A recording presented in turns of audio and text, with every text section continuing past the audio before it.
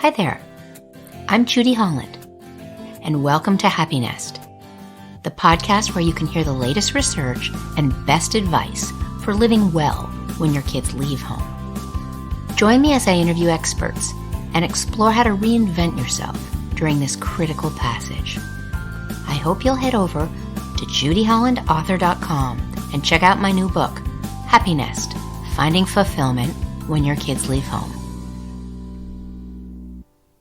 Jeffery Jensen Arnett is a research professor of psychology at Clark University in Worcester, Massachusetts. He's the author of Emerging Adulthood, The Winding Road from the Late Teens Through the Twenties. In this book, he explains the theory he came up with. He says adolescents don't go straight to adulthood, as you may have noticed. Rather, there's an in-between phase from ages 18 to 29. He calls this phase Emerging Adulthood. Jeffrey says it's healthy and even helpful for our kids to take this more circuitous road to adulthood. You see, things have changed. 30 is the new 20. He's co-authored a book along these lines entitled Getting to 30, A Parent's Guide to the 20-something Years. When he's not researching or teaching, Jeffrey writes textbooks, lots of them. He also loves country music, sings and writes songs, and has penned a book about heavy metal music and adolescent alienation. He keeps a guitar in his office. He was a Fulbright scholar and is the editor of the Journal of Adolescent Research. Jeffrey is my guru and go-to guy when it comes to raising our 3 young adults. I've joined Jeffrey at his home in Worcester to record another episode of Happy Nest.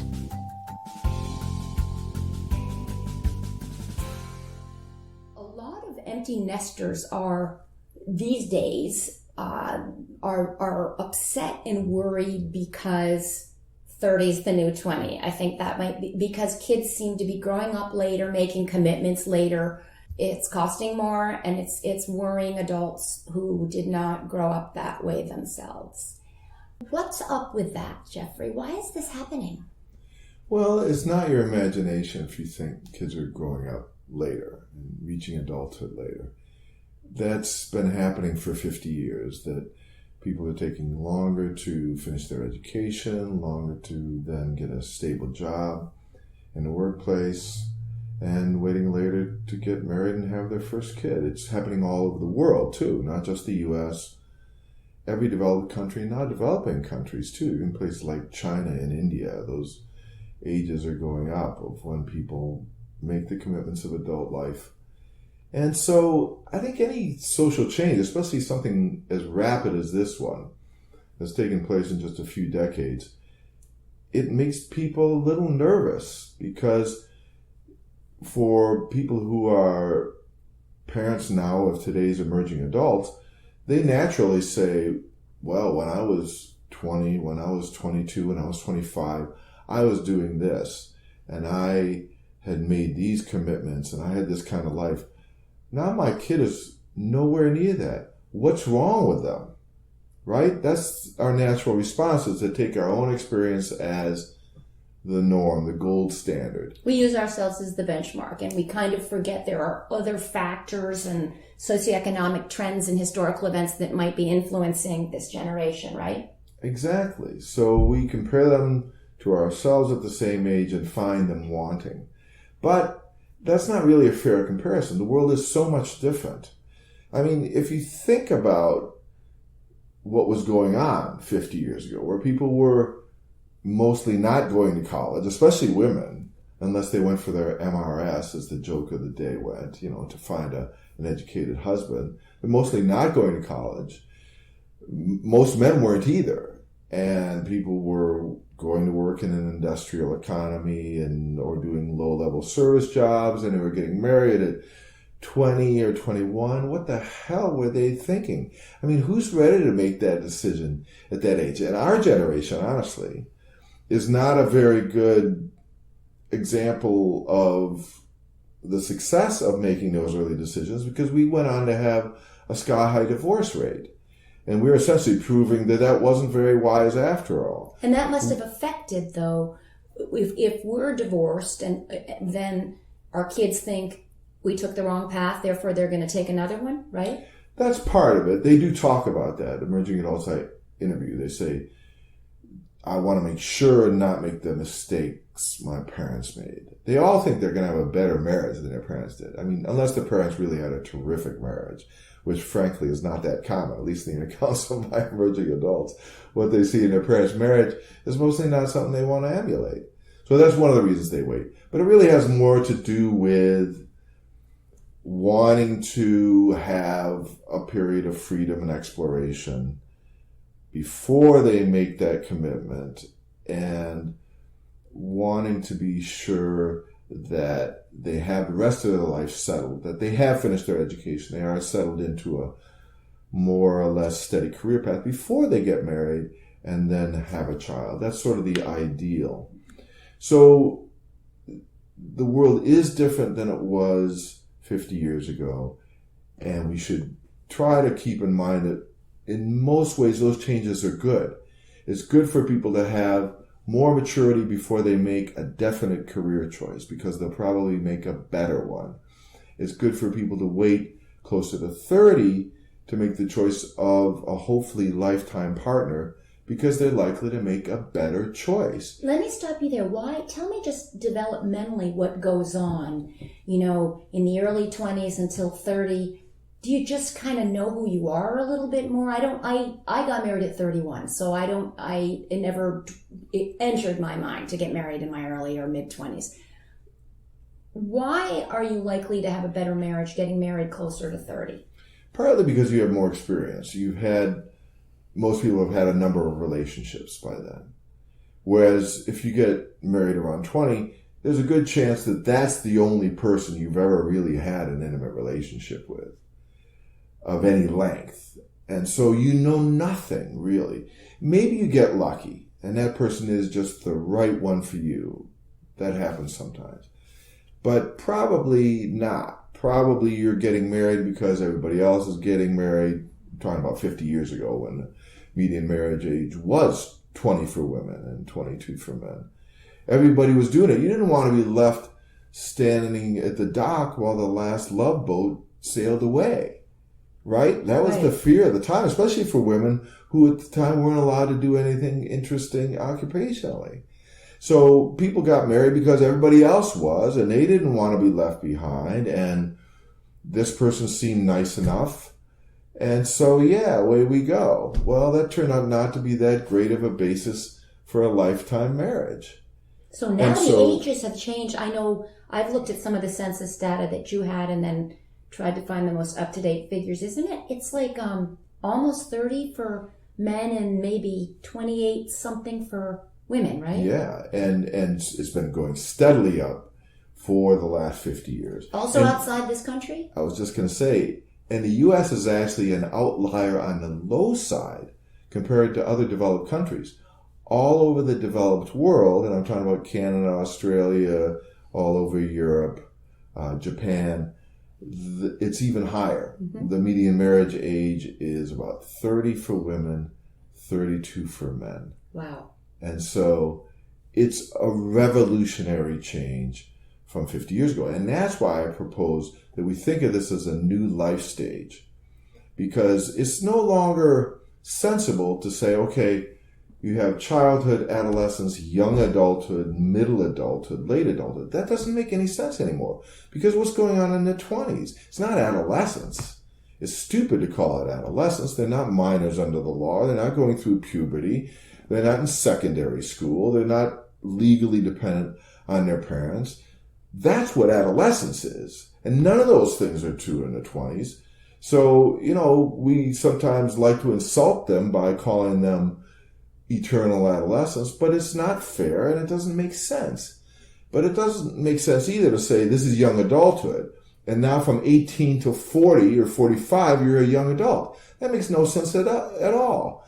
Most people's lives are entirely different in their 20s than in their 30s or early 40s. So let's recognize how things have been changed, and recognize that now, instead of going from adolescence to young adulthood around age 20, as people did 50 years ago, now there's adolescence and then emerging adulthood from about 18 to 29. Which I know you coined, and right? And then young adulthood. Yes, I coined it because I felt like we needed it as a conceptual way of understanding the new way of growing up. What is the psychological profile of an emerging adult? What are they going through? What are they feeling? It's hard for me, I'm so much older, to get what my 3 young adults are experiencing, and I imagine it was different from what I experienced.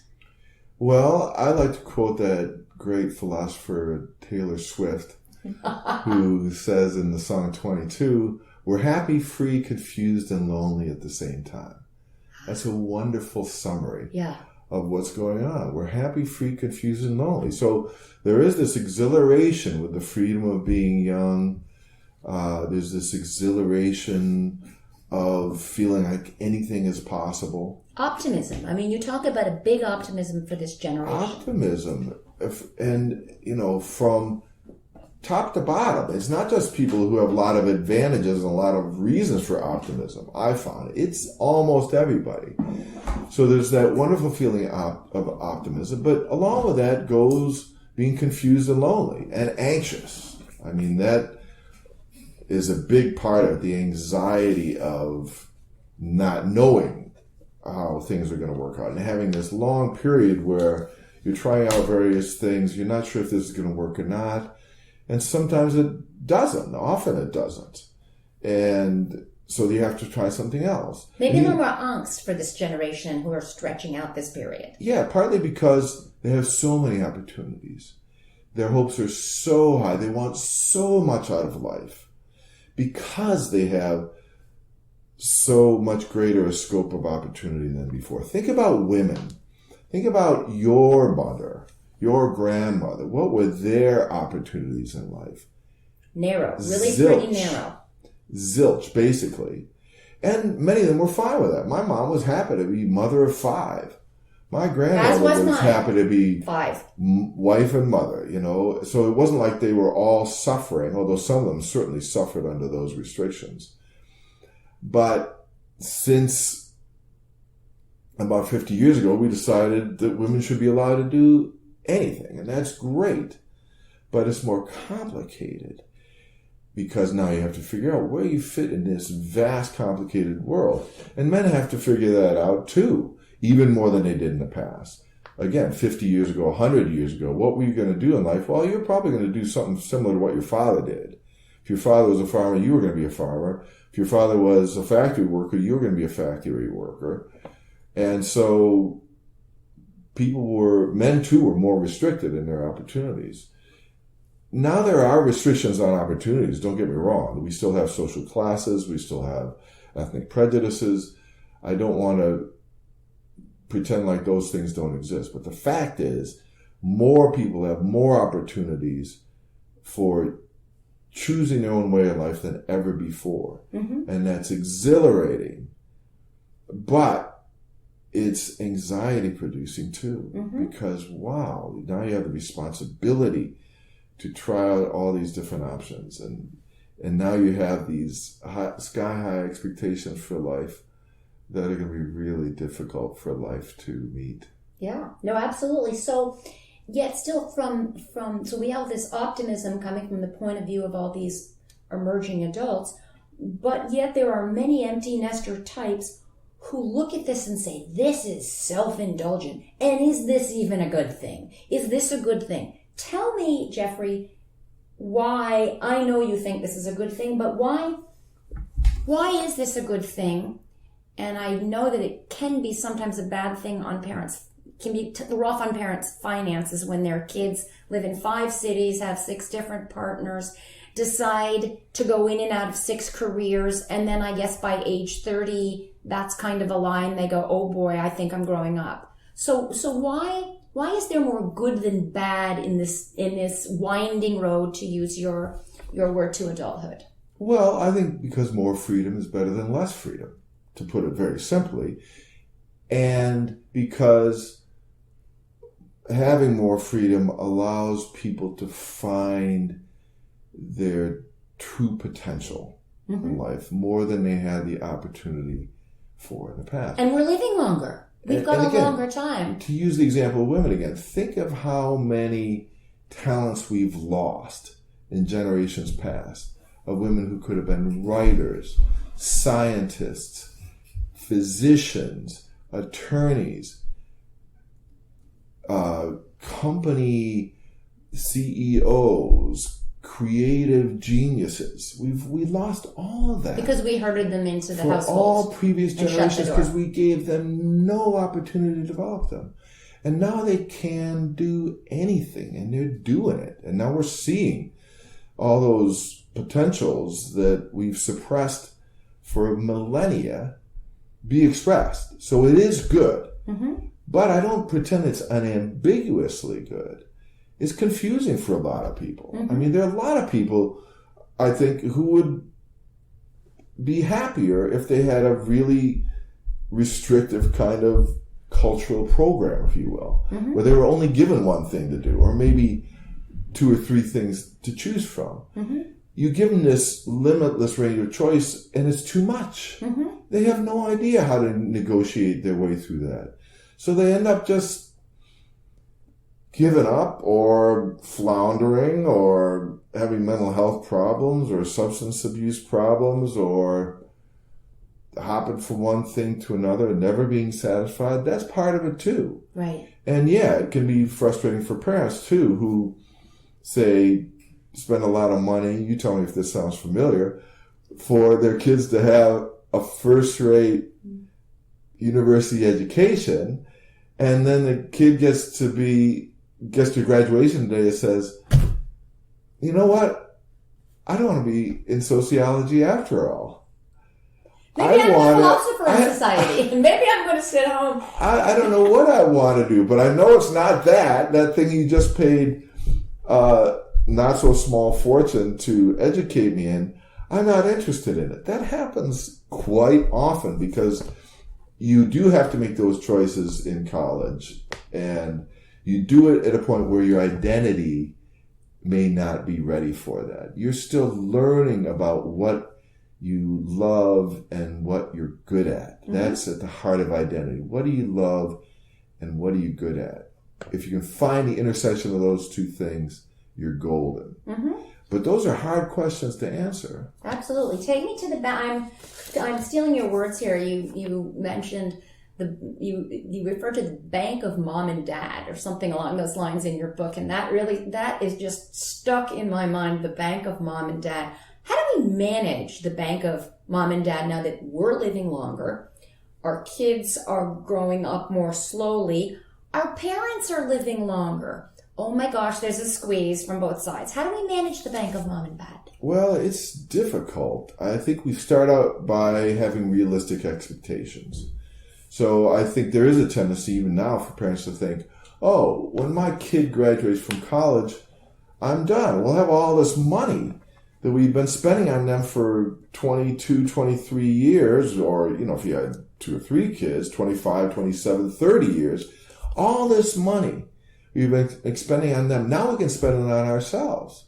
Well, maybe, but probably not. What I find is that through most of the 20s, most parents are giving some financial assistance to most kids. Through the 20s? You mean like crowding toward 30s? Yes. So start out with realistic expectations. You're probably not going to be done at 22 or 23. Right. They probably are going to need your help, either because they're still educating themselves or because they're living in an urban area where they're working for a nonprofit and the rents are sky high. And the cost of housing has risen exponentially and in these cities. They still want to go out on Saturday night and do fun things. But they've always gone out on Saturday night, not to mention Thursday, Friday, and Tuesday. So you have to have realistic expectations about what is likely going to be required from you, or at least asked from you. And you, being a loving, caring, devoted parent, as most of us are in this generation, that's a data-driven fact. We're a more devoted generation. We spend more time on our kids than the previous 2 generations did. We want them to be happy. We've devoted a lot of our lives toward making them happy. We're not going to cut them off. on the day of their college graduation. With rare exceptions, we're not going to cut them off. We want them to succeed. We wisely realize that if we give them a bit more assistance now, their chances of success are going to be greater. Mm-hmm. Now, I will say that I can certainly understand why parents would want their kids to have a plan. I would not begrudge parents at all who would say, look, you're not really doing anything. You're working as a server in a restaurant and spending all the rest of your time playing video games and go out and getting drunk with your friends. And then you tell me you need $500 to help out with the rent on the first of the month. I'm not paying for that. Right. I don't think there's any problem at all with parents saying that. I would say it. Right. To be honest. But in most cases, what you have is a generation of emerging adults who are strivers. They're trying really hard to find their place in the world and to find some kind of work that is going to be gratifying for them personally and do some good in the world. Right. And that is what we want for them, isn't it? Yeah. Isn't that the ideal? Not just that they want, it's what we want for them. Right. So if they have a plan and they're pursuing it and they're trying really hard, if you have the money available, and I'm not asking you to go, I'm not suggesting you should go into debt or you should give up on your Saturday night in order so that for them to have their Saturday night. But if you're able to do it, then yeah, it is going to make sense for you to give them some financial help through their 20s as long as they need it. Now, here's the good news for parents who are grumbling and say, you must be nuts, pal. Here's the good news. They don't want your money. They want desperately to be free of your money. I have a singer-songwriter in Nashville, doesn't want my money, but needs some help. Yeah. Do you know why? Because money is power. And if you are giving them money, then you have power that they really don't want you to have. They don't want you to be helpfully contributing to that decision of what apartment they're going to live in. Right. They want to make their own decisions. And they don't want you helpfully to be commenting on that nice new car that they just got. And how did you afford that? It must be my money. They don't want you commenting on where they're planning to go for vacation this summer. They really don't want to hear any of that, and they know they're gonna hear it if they're taking your money. Mm-hmm. As soon as they turn off the spigot, they don't have to answer any of those questions. They can just laugh. Right. And they will. They'll laugh. So now, Jeffrey... It'll be none of your damn business. And that's what they want to get to. Love you though they still do. Money is power, and they want to be free from your power. Right. So now that you have shifted us toward the advice realm, I think that's what most parents are looking for in this very confusing stage. I think the stage is as confusing for parents as it is for kids. Absolutely. Now that the road is more winding. Absolutely. What other advice can you offer to empty nest parents? And I guess I would start with, I remember you talking about your own kids going to college, and you said, well, I'm not gonna call them. I'm waiting for the contact to come from them. Talk about initiating contact versus being available on the other end of the phone. And then give me other ideas of how we might support our young adults in the most constructive way. Well, it's a delicate thing, I will say, as a parent who has 19-year-old twins, and I'm now going through this and making these decisions about how to handle my contacts with them. And consistent with what I've told parents for a long time, you really should try to follow their lead in terms of how much contact you're going to have. And that's not easy for us. As parents, we're used to having control. We're used to having responsibility. We're used to taking charge. And for us now to see the balance of power shift like that, so we're either equal with them or they actually have more power, that's hard for us. It was hard for me last fall when my kids went away. And I've been a really devoted dad. I'm really close to both of them. And now I have to get used to not seeing them every day. Well, I'd love to have really frequent contact with both of them, but it turned out they had really different appetites for the level of contact. My son hardly ever called, hardly ever emailed, hardly ever texted. Didn't that worry you? No, because I knew he was having a great time. I mean, we were in contact enough where it was clear that he'd made a ton of friends. He's loving his engineering classes. He's loving the dorm where he's living. He's just having the college life experience and really thriving on it. Now, my daughter, on the other hand, had a much different experience. She had some trouble making friends at first, as a lot of emerging adults do when they first go away to college. I mean, who wouldn't, right? We would too. Right. You throw us with a bunch of strangers. And nobody else. Just living together, and now you're supposed to make a social network out of it. Wow, that's really hard to do. And you're busy. And you're changes. busy, and you're eating bad food. You do and your laundry. you have to do your own laundry. You have all these responsibilities you didn't have before. So my daughter needed us. She needed us every day that first semester. And she called you. She called almost every day. Mm-hmm. And of course, we were there for her. We spent hours and hours on the phone with her. And by the end of the year, she wasn't calling every day anymore. She would still call a few times a week, and she's a delight. We're always happy to talk with her. But she didn't need us as much by the end of that first year. Mm-hmm. And so in both cases, we followed their lead, and we'll continue to try to do that. I think you need to respect the distance that they need. They mostly, obviously there's a lot of variation, but most of them, they're close to their parents. They love their parents. They care about them. If they don't call you for a week, it doesn't mean they've stopped loving you. Right.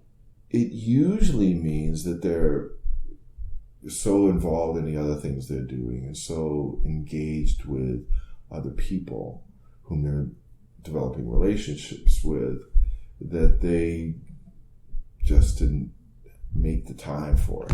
And that's fine. We should be happy about that because that's what they have to do ultimately, is make a life for themselves. Right. And but it can be hard for us as devoted parents because we're used to that love. I mean, why did we become parents? Right. It wasn't like in the old days because we're going to send them out to the fields when they're 5 years old or the factory and they're going to be an economic asset. Kids are not economic assets. They're economic liabilities. Right. For decades. And so that's not why we have kids. We have kids for the love. And if you're lucky and you've been a loving parent, you've gotten that back many times.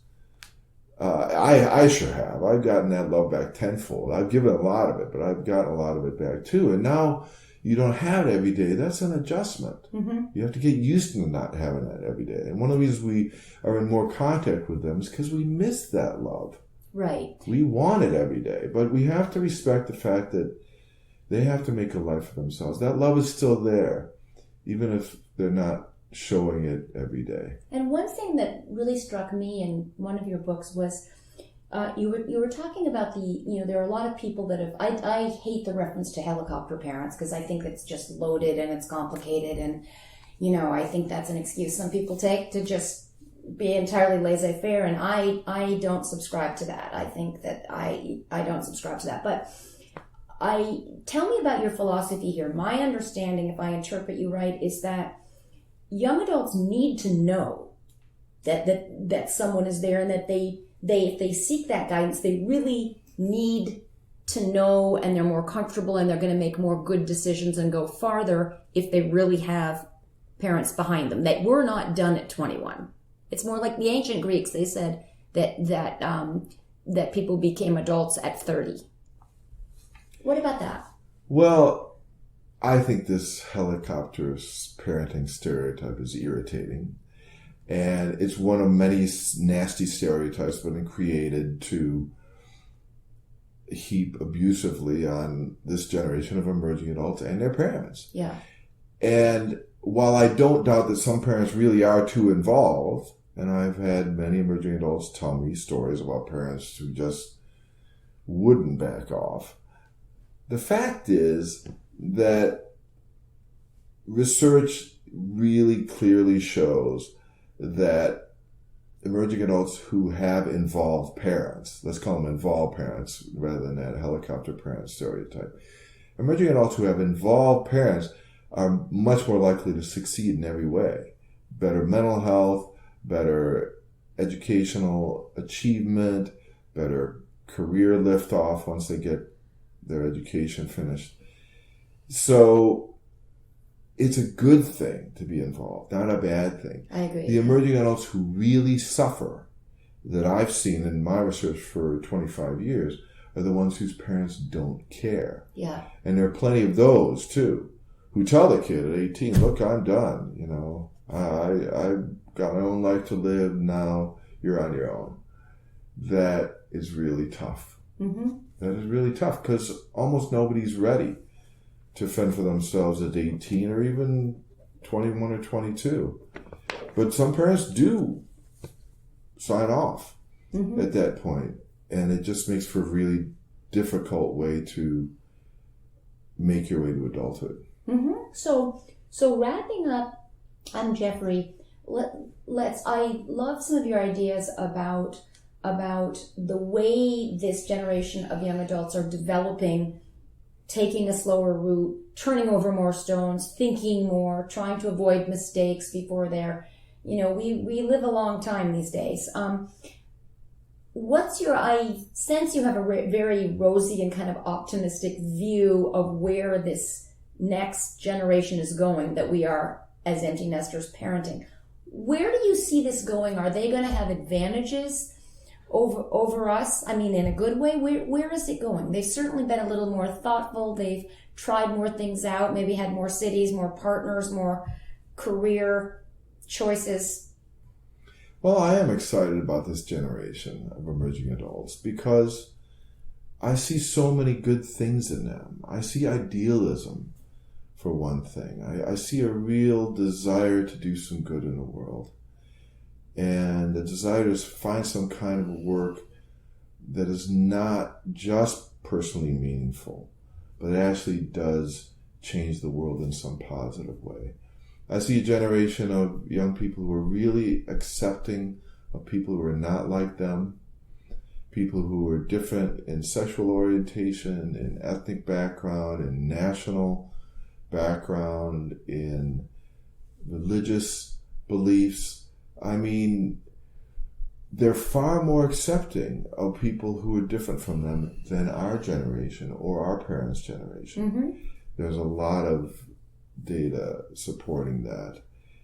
And so they're also more educated than any previous generation, and education is a good thing in so many ways. It makes for better mental health, it makes for stronger marriages, it makes for better parents, it makes for better citizens. So I think there's a lot to be happy about, and I think we should retire these nasty stereotypes we have about them. We should stop abusing them and stop making them feel bad about not being adults at age 20 or 21. Mm-hmm. We should appreciate that this is a truly great generation coming up, and they are going to make the world better than we did. Isn't that wonderful? I view it that way myself too. Thank you so much, Jeffery Jensen Arnett, for appearing on my show Happy Nest, and I hope you continue to crank out books, because I've loved everything you've written, and I'm going to stay in touch and come back to you when I have further topics and questions. Thank you very much. You're welcome. Thanks for tuning into my Happiness podcast, where we explore how to get the best out of the empty nest. I hope you'll subscribe, write a review, and reach out to me on Instagram, Facebook, and Twitter. Check out my website, judyhollandauthor.com. Have a great day, and remember, make it happen.